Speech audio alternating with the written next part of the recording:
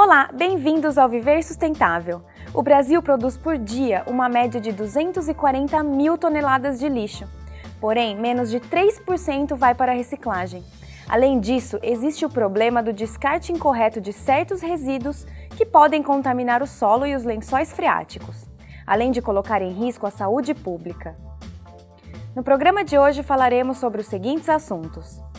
Descubra como funciona a reciclagem do vidro. Veja como é feita a reciclagem de produtos eletrônicos. Acompanhe a entrevista com o professor Dr. Sabetai Calderoni, especialista em gestão de recursos sólidos. Saiba como estão os preços das matérias-primas destinadas à reciclagem. O tema do Viver Sustentável de hoje é gestão correta de resíduos. Quem nos fala sobre esses assuntos é o professor e deputado Mendes Tami. Olá, professor Tami.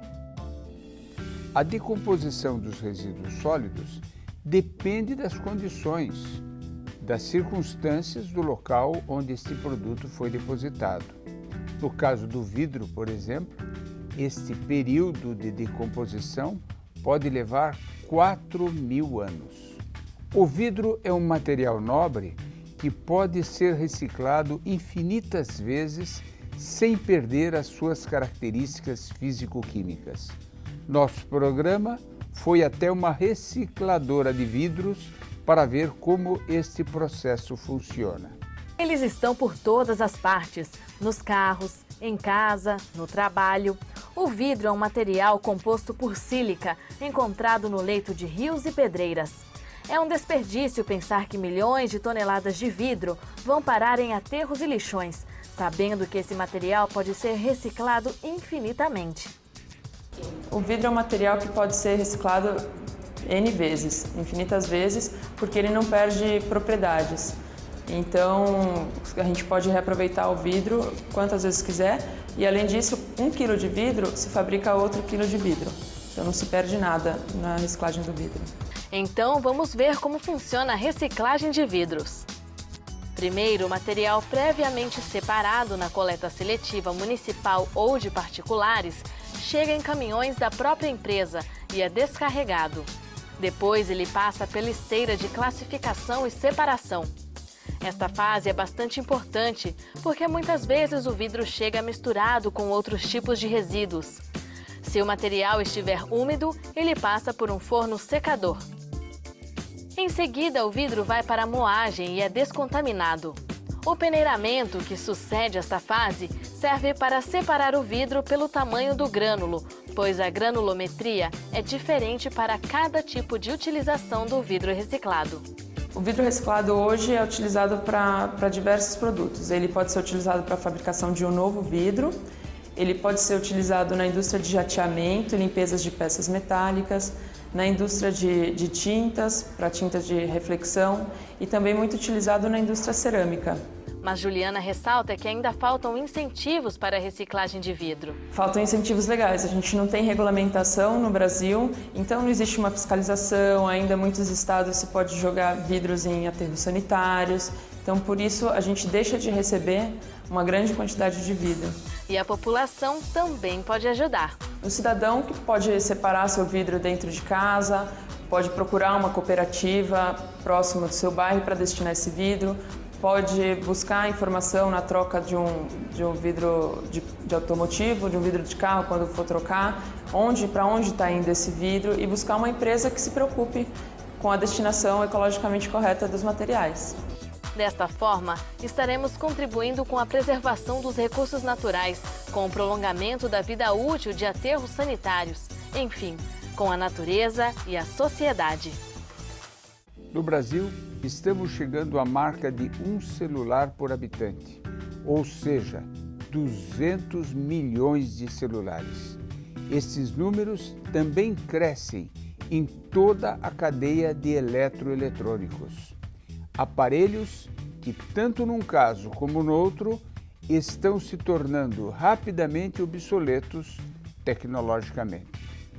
Se, por um lado, este crescimento é positivo, pois mostra um aumento do poder aquisitivo da população, por outro lado, aumenta a preocupação com o descarte irregular destes produtos.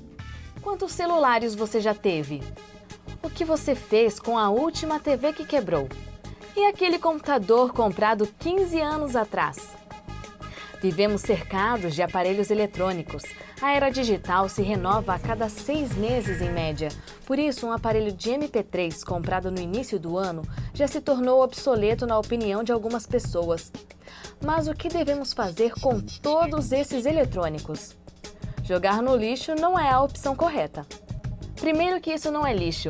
Muitos desses aparelhos são compostos por matérias-primas valiosas como ouro, cobre, prata, entre outros. E isso tudo pode ser reaproveitado.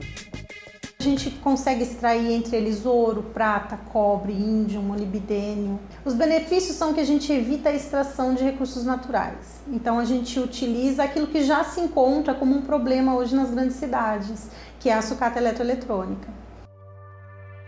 Outro motivo para não jogar seus aparelhos eletrônicos no lixo comum é que eles podem ser compostos por substâncias tóxicas, como, por exemplo, os monitores de computador ou placas que possuem chumbo, mercúrio e outras substâncias.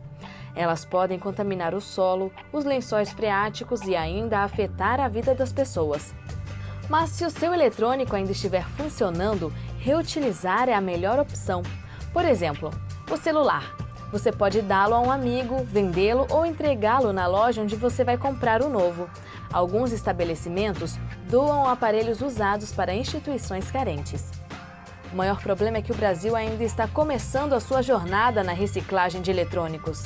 Nós não possuímos nenhuma recicladora nesta área, pois faltam incentivos tanto fiscais quanto no processo de logística reversa, no qual as empresas deveriam ser responsáveis por dar a destinação correta aos produtos adquiridos pelos consumidores. Algumas já o fazem, mas é a minoria. As indústrias não são muito motivadas a estar montando estruturas aqui no Brasil, justamente pela falta de incentivo fiscal, tanto para a colocação da empresa como a importação de equipamentos. Por isso, nós precisamos fazer a nossa parte. Não perca no próximo bloco a entrevista com Sabetai Calderoni. Não saia daí, o Viver Sustentável volta já. Olho vivo, consumidor. A incineração de 10 mil toneladas de resíduos pode criar apenas um emprego. Mas a reciclagem da mesma quantidade pode proporcionar a ocupação de 40 pessoas. Então, incentive a reciclagem e os empregos verdes. Assim você estará contribuindo com o meio ambiente e com a sociedade.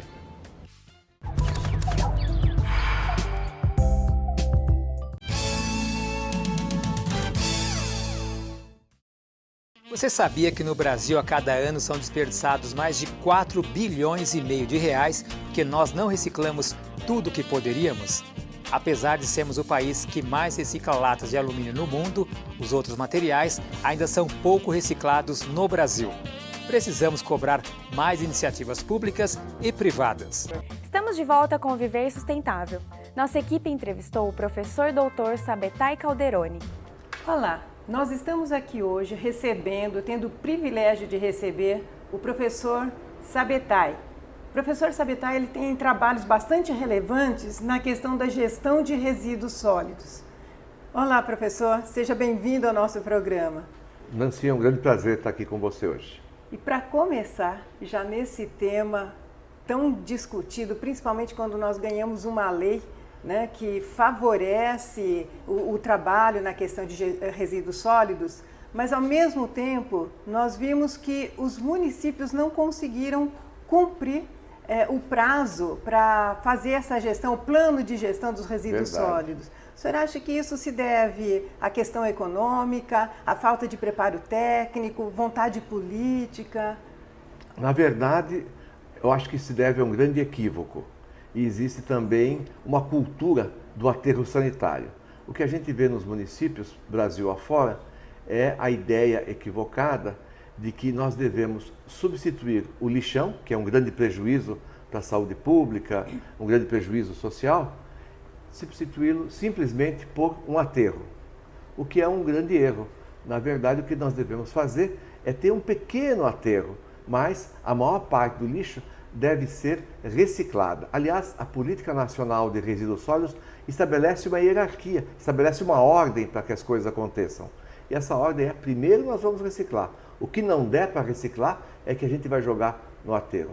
Mas hoje em dia, quase tudo a gente já consegue reciclar.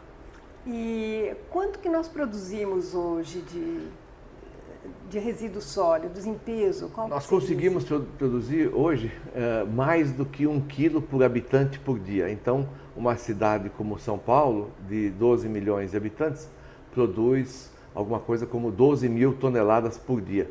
É o equivalente a um estádio de futebol do Pacaembu todos os dias. Um Pacaembu, um atrás do outro, sucessivamente. Então, vocês vejam a montanha de lixo que a gente acumula, infelizmente, no Brasil hoje. E tem um percentual grande disso que está sendo reciclado corretamente, professor?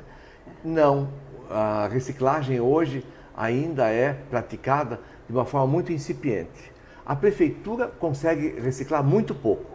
O setor privado, sim, ele já se organiza há décadas para reciclar um pouco mais. Na verdade, a reciclagem que nós temos hoje, ela é organizada a partir do preço estabelecido pelas indústrias. Através do preço, as indústrias fazem com que haja uma atração pela reciclagem por parte de sucateiros. E os sucateiros também estabelecem um preço que mobiliza os catadores. Então, a indústria, os sucateiros e os catadores, todos juntos fazem essa cadeia de reciclagem hoje. Mas isso não representa uma percentagem ainda suficiente, não. E fala-se muito na parceria público-privado, né, na questão da gestão dos resíduos sólidos, né? O que o senhor pensa a respeito disso? Realmente é uma solução ou é uma solução só para as grandes cidades? Realmente a parceria público-privada é uma grande solução e não é só para as grandes cidades. A primeira pergunta que você me fez sobre por que os municípios não estão ainda praticando tanto a reciclagem, não estão ainda envolvidos nesse processo, tem a ver muito com a questão da parceria público-privada. A parceria público-privada, chamada PPP, é uma forma de evitar que os municípios tenham que fazer investimentos. Porque o grande medo dos prefeitos é ter que gastar dinheiro. Infelizmente, no Brasil hoje, nós temos uma repartição dos recursos tal que o dinheiro fica concentrado no governo federal. Os municípios não recebem muito. Então, eles não podem fazer muitas despesas. A grande solução para isso é a parceria público-privada. Porque o lixo é o único produto da economia que permite a gente economizar muito dinheiro. Ele tem um custo quando você vai fazer a disposição final. Custo de transporte, quando você vai descartar o lixo, e custo também de aterramento. Aquele que recebe o lixo no aterro cobra. Então, isso é um custo grande para os municípios. Eles têm medo de aumentar ainda esse custo, que já é alto. Então, a parceria público-privada chega aqui num bom momento. É o momento em que livra os prefeitos de terem que gastar. Os investimentos na reciclagem podem ser feitos todinhos, ou quase todos. A prefeitura entra, digamos, só com o terreno. Os investimentos são feitos pelos parceiros privados. O empresário faz esse investimento. E aí ele consegue, a partir do aproveitamento econômico do lixo, porque tem muito dinheiro no lixo. Lixo, na verdade, é interessante dizer isso para o telespectador, lixo representa um equívoco do nosso olhar. Não existe lixo. O que existe é um conjunto de matérias-primas preciosas que a gente está descartando equivocadamente. O que a gente deve fazer é aproveitar esses recursos fantásticos e fazer a reciclagem, fazer muito dinheiro com isso. É o que o empresário vai fazer com esses investimentos. E compartilhando os ganhos com as prefeituras e dando muito emprego também e renda para a sociedade, para catadores, inclusive. Professor, ao mesmo tempo, nós ouvimos falar muito e nós sabemos que tem as associações dos catadores. Como que fica na parceria público-privado o interesse e o trabalho dessas associações? Dá para conciliar tudo isso? Não só dá para conciliar, como dá para dar um salto qualitativo, dá para a gente melhorar muito a situação dos catadores. Hoje, pensa-se em aproveitar o trabalho dos catadores apenas na triagem, na separação do lixo. E eles se sentem orgulhosos, muitas vezes até, porque não conhecem outra forma de trabalhar, em separar, por exemplo, o plástico em fardos, eles depois prensam aquilo, fica um cubo e vendem por R$1.000 a tonelada. E esse trabalho só de separação e prensagem, ele é a única forma de aproveitamento que as pessoas conhecem, a maior parte das pessoas só conhece isso como forma de aproveitar o trabalho dos catadores. Quando, na verdade, o aproveitamento maior, melhor do trabalho dos catadores é na efetiva reciclagem, não na triagem, não na separação só do lixo, mas sim no processamento dele. Então, esse cubo de plástico deve se transformar num saquinho plástico. Ele vai vender a R$1.000 para alguém que vai vender a R$20.000 um saquinho plástico depois. É muita coisa, o ganho é muito grande e o investimento necessário não é tão grande. E além do mais é feito pelos empresários, numa parceria público-privada. Então a ideia que os economistas chamam de agregação de valor nada mais é do que aproveitar aquela matéria-prima, aquele fardo de plástico e transformar ele num produto como, por exemplo, o saquinho plástico que todas as prefeituras usam nas salas de aula, usam nas escolas, nos postos de saúde, em todos os prédios públicos, diminuindo também os custos da prefeitura. A ideia é usar o trabalho do catador num processamento de nível mais alto. Então, eleva o padrão educacional deles, o padrão profissional e não deixa eles numa tarefa, às vezes até um pouco ineficiente, de ficar numa esteira tentando separar o lixo e até se confundir. Mecânico, né? Um trabalho mecânico que não é criativo. E acho que nessa linha ainda, o senhor tem uma obra que são os bilhões perdidos no lixo, que acho que vem de encontro com esse raciocínio, e onde o senhor coloca que, além de produzir energia, ou melhor que produzir energia, nós poderíamos estar reciclando, que acho que vem nessa linha do que o senhor está falando. É verdade. Algumas pessoas pensam, assim, muito bem lembrado por você, pensam muitas pessoas que o ideal é pegar esse plástico que está no lixo, papel, às vezes até material de poda de árvores, e até no entulho vem muita madeira, queimar tudo isso e fazer energia. Certo. Esse é um grande erro. O que a gente deve fazer é o aproveitamento desses materiais. Sob o ponto de vista da geração de energia, nós conseguimos fazer muito menos energia queimando do que se a gente fizer um outro produto. Por exemplo, o plástico, a gente consegue aproveitar só 10% do que ele tem lá de calor guardado nele, que eles chamam de poder calorífico, né? O calor que ele tem guardado nele, eu aproveito só uns 10% se eu fizer a queima. Mas se eu fizer um outro produto de plástico, eu consigo evitar mais de 70% do consumo de energia. Então é muito maior o ganho da sociedade em termos de energia quando eu faço um outro produto a partir do lixo em vez de queimá-lo. Gostaria também que o senhor falasse para nós de dois resíduos que são extremamente importantes dentro dessa linha, que é a compostagem, por exemplo, de podas de árvores, que o senhor citou, e que isso está ali na prefeitura, né? Eu acho que tem um volume razoável, e também de entulho, né? Ah, sim, muito bem lembrado. Realmente, com relação à compostagem, ela é muito, muito importante. 2/3 do lixo que nós produzimos em nossas casas é o lixo que a gente chama resto de comida, aquele lixo orgânico. Esse resto de comida, esses 2/3, imagina só, tem muita água lá dentro. Metade disso tudo é água. Se ele representa 2/3 do total do lixo e metade é água, quer dizer que 1/3 do problema do lixo já fica resolvido se nós retirarmos a água. E a compostagem nada mais é do que pegar esse total de resíduos que a gente chama de orgânico, de resto de comida, e colocar em alguns montinhos. E nesses montinhos, dentro de um cimentado com uma leve inclinação, a água vai escorrer, um pouquinho vai evaporar e a água vai sair. Podemos tratar essa água, não virou aquele líquido que chamam de chorume, né, que é uma fonte de poluição. E aí a gente tem o aproveitamento ainda dessa água, o reuso, que está faltando hoje, mas mais importante, que sobra um fertilizante a partir desse processo de compostagem. É um processo natural. E tão antigo, né? Muito um processo antigo. muito antigo também. Você tem razão, milenar esse processo, é muito antigo e isso se faz com muita eficiência. Aproveitamos e resolvemos 2/3 de todo o problema do lixo domiciliar com a compostagem e evitamos que as prefeituras tenham que comprar adubo, comprar fertilizante por aí. Ainda economiza para a prefeitura e resolve o problema de transportar isso. Nós estamos transportando água, infelizmente. Quem não faz compostagem transporta água a um custo muito alto e ainda tem que enterrar água para virar chorume, um material poluente. Então essa é a questão do composto. Mas você me perguntou também... Também do entulho, porque tem muito entulho de obras e talvez, acredito que não esteja sendo utilizado da maneira mais adequada. Dizem até, Nancy, que cada 3 casas eu poderia fazer uma 4ª casa com os resíduos, com o entulho que sobra. E não seria interessante em programas habitacionais, por exemplo? Sim, você tem razão.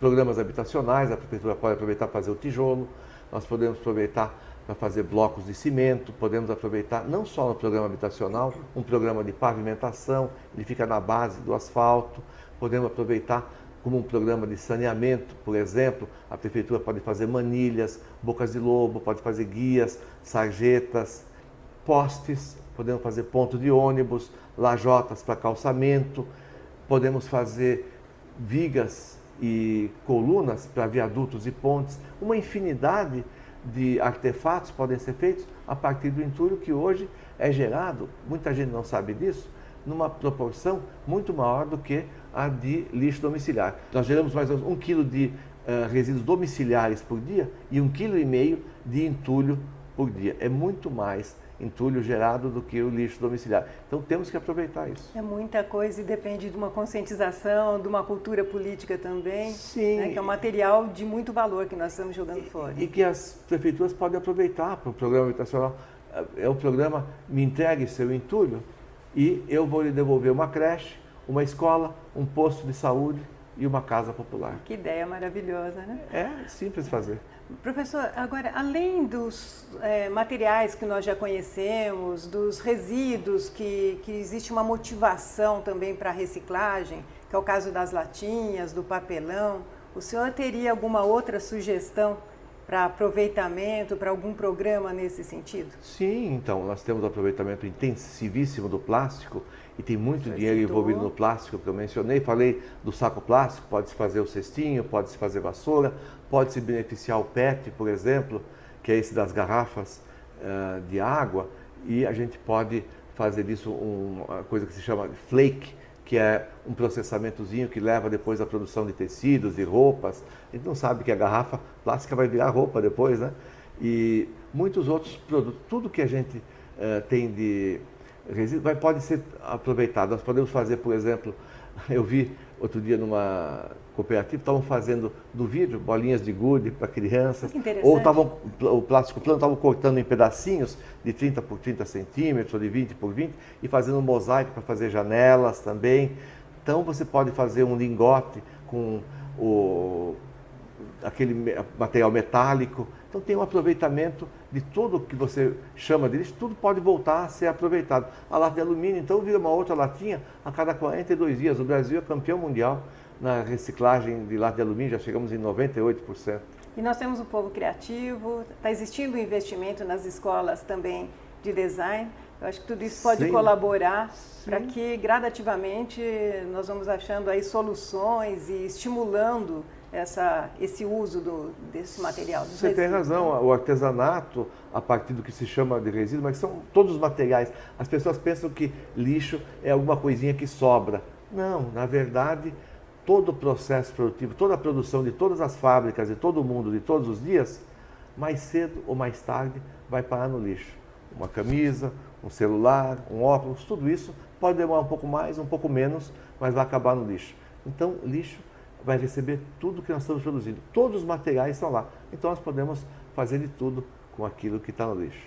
Muito bem. Para finalizar, professor, queria saber qual a recomendação que o senhor daria para vereadores, prefeitos, mesmo as donas de casa e prefeituras que têm aí um volume de resíduos sólidos para se integrar para realmente que a gente consiga mais resultados nessa gestão, que é um problema para todos nós e pode ser uma solução também para todos nós. De fato.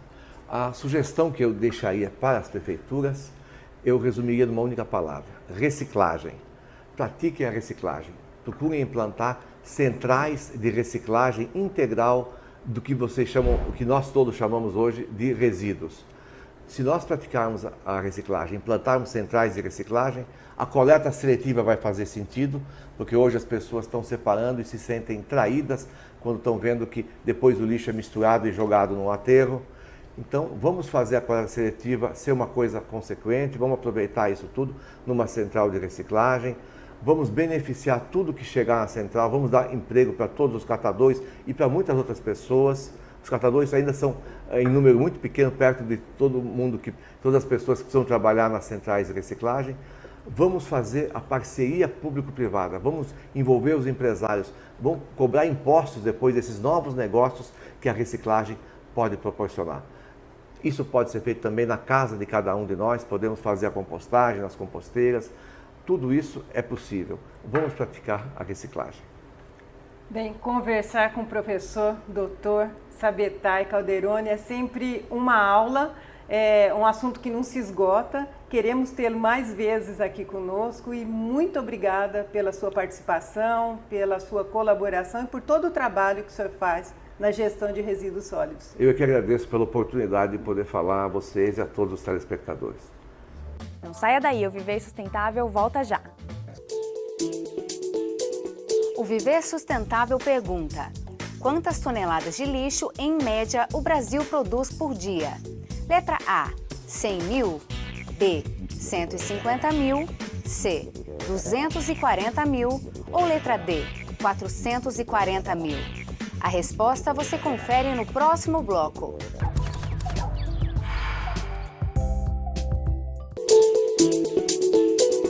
No bloco anterior, o Viver Sustentável perguntou quantas toneladas de lixo, em média, o Brasil produz por dia.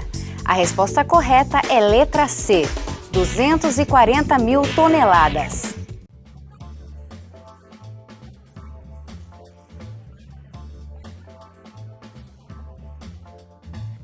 Preço da tonelada do material destinado à reciclagem para a cidade de Cuiabá. Papelão, R$ 250. Latas de aço, R$ 180. Alumínio, R$ 2.700. Plástico rígido, R$ 850. E PET, R$ 1.700. Participe você também do nosso programa. Mande sugestões de temas e perguntas para contato@viversustentável.net. Acesse nosso arquivo de matérias pelo site viversustentável.net. Lá você também encontra muitas informações sobre o meio ambiente. O Viver Sustentável fica por aqui e lembre-se, para mudar o mundo precisamos fazer a nossa parte e a sustentabilidade é o caminho.